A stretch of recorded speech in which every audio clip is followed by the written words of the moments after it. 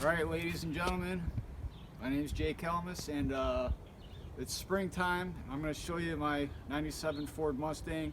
She's very dirty right now, so I'm going to show you what it looks like now as opposed to when I get her all cleaned up and the work that I'm going to do to it. So, you know, come take a look.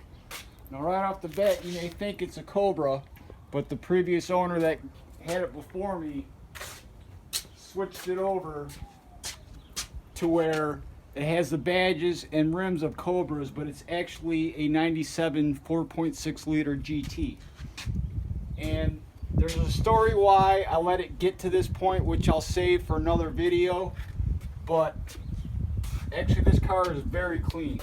Not the outside, but the inside. The inside. And it runs good. And you know, I just gotta clean her up, and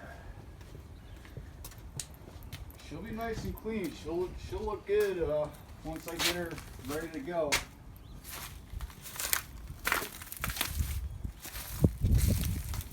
So yeah, she's got 129,000 miles on her. Everything's all original pretty much under the hood, and I'll save those for videos later. But here, come around over here, kiddo.